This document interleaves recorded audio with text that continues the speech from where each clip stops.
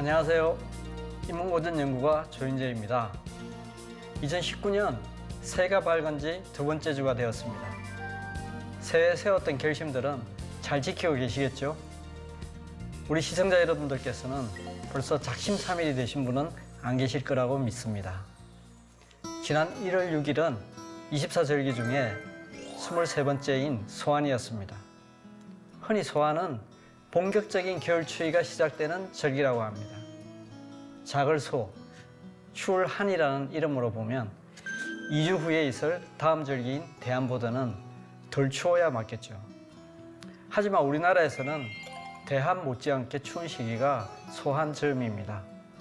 통계적으로 보면 양력 1월 15일경이 가장 추운 날씨라고 하니까 소한과 대한의 딱 중간 시기라고 할 수 있습니다.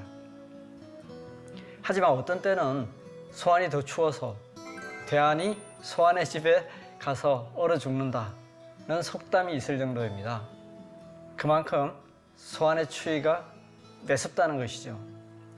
그러나 우리 선조들은 해가 바뀌고 처음 받는 소한 저음의 한파를 오히려 반겼다고 합니다. 소한의 추위는 꾸어다가도 한다는 속담이 바로 그것을 말해줍니다. 이처럼 추운 날씨도 이겨내듯이 앞으로 닥칠 어떤 역경도 이겨낼 수 있다는 다짐이었을 것으로 생각합니다. 새해가 되면 원하든 원치 않든 누구라도 공평하게 한 살씩을 더 먹게 됩니다. 한 살 더 어른이 되는 것이죠. 그래서 오늘은 어른에 대해 생각해 보려고 합니다. 고전에서 말해주는 어른의 자격. 과연 우리는 얼마나 어른답게 살고 있을까요?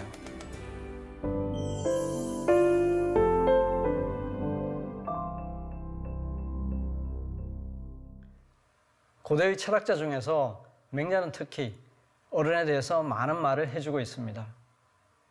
어른은 한자로는 대인이라고 합니다. 맹자 이루하에 보면 대인이란 어린 아이의 마음을 읽지 않은 사람이다 라고 실려 있습니다. 원문으로는 대인자, 불실기적, 자지심자야입니다. 이 말의 뜻을 헤아려 보면 어른이란 단순히 나이가 많다고 해서 되는 것이 아니라는 것을 잘 알 수 있습니다. 사실 나이는 많이 먹었지만 어른 노릇을 제대로 못하는 사람도 많이 있지 않습니까? 또한 체격이 커지고 지식이 많아지고 이해타산이 빨라지고 술수에 능해졌다고 해서 어른이 되는 것도 아닌 것 같습니다. 맹자에 따르면 진짜 어른다운 어른이 될 수 있는 것은 어린아이의 거짓없음, 순수함, 한결같음을 지니고 있기 때문입니다. 또한 스스로 아는 바가 없고 할 수 있는 바가 없다는 것을 인정하는 겸손한 마음을 잃지 않는 것이 바로 어른다움일 것입니다. 또한 역시 이루하에서는 예가 아닌 예와 의가 아닌 의를 대인은 하지 않는다. 비례, 지례, 비의, 지의, 대인, 불의 라고도 실려 있습니다. 대인은 예와 의를 행하는데 겉과 속이 똑같다는 것입니다. 바로 어린아이와 같은 솔직함입니다. 속마음은 전혀 다르면서 겉으로만 예와 의를 갖추는 것은 남에게 보이고자 하는 마음과 자신의 이익을 챙기려는 마음에서 나온 위선일 뿐이라는 것이죠. 맹자는 이와 같은 어른의 모습을 집대성에서 대장부라고 이름 지었습니다. 네, 맞습니다. 우리가 오늘날에도 쓰는 대장부라는 말은 맹자가 했던 말입니다. 맹자는 대장부를 이렇게 설명했습니다. 천하의 가장 넓은 집에 살고 천하의 가장 올바른 위치에 서 있으며 천하의 가장 큰 길을 걸어 뜻을 얻으면 백성과 함께하고 뜻을 얻지 못하면 홀로 그 길을 걷는다.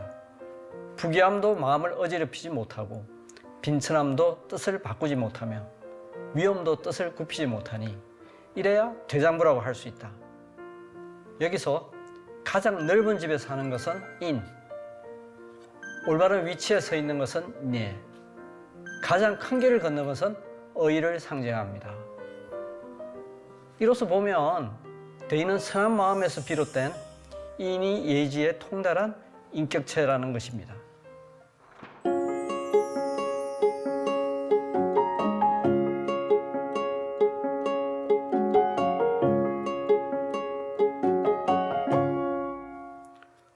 군주라고 하면 사람들을 이끌고 지도자 역할을 하는 사람이기도 합니다.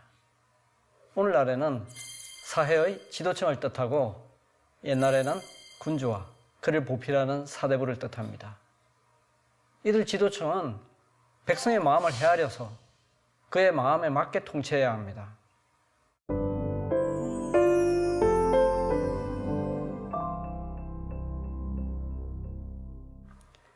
공자가 제자 자공에게 나의 노를 하나로 꿰뚫는 것은 서다 라고 말했던 것은 다른 사람을 배려하고 다른 사람의 마음과 공감하는 자세를 가져야 한다는 가르침이었습니다. 그러한 철학을 말해주는 시가 있습니다. 시경에 실려있는 억이라는 시가 바로 그것입니다. 시경의 근위 있는 해설서인 모시서에 따르면 억은 위나라의 훌륭한 군주였던 무궁이 스스로를 경계하기 위해 지어 90이 넘는 나이까지 암송하도록 했던 시입니다.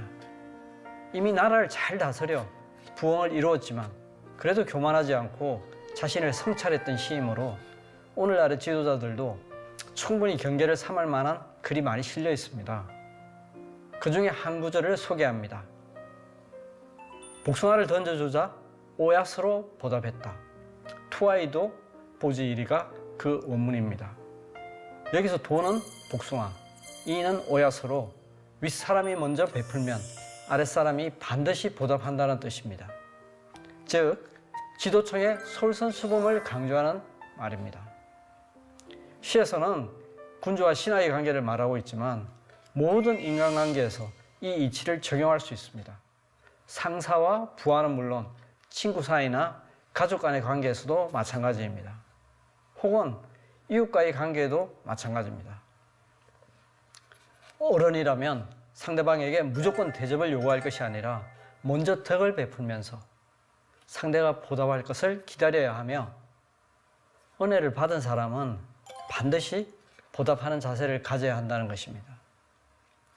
시에는 말의 신중함을 가르치는 구절도 실려 있습니다. 흰 옥구슬의 흠은 갈아 없앨 수 있지만 말의 흠은 없앨 수 없다.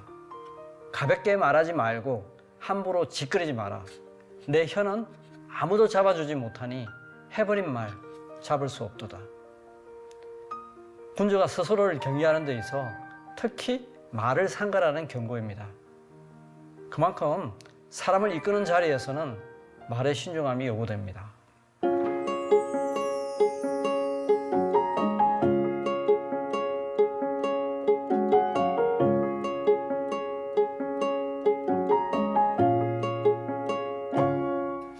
어른의 자격 중에서 또 한 가지는 신의가 있어야 한다는 것입니다.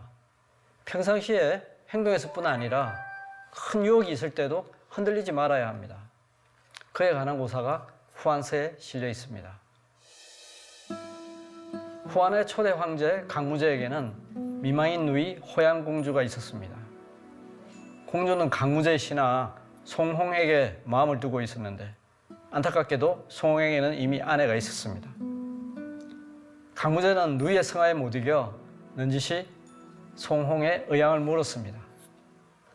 사람이 지위가 높아지고 부유해지면 아내를 바꿔도 흠이 되지 않는다고 합니다. 공의 마음은 어떻소? 그러자 송홍이 이렇게 대답했습니다. 폐하, 제가 듣기로 가난할 때 사귄 친구는 잊어서는 안 되고 어려운 시절을 함께 했던 아내는 버려서는 안 된다고 했습니다.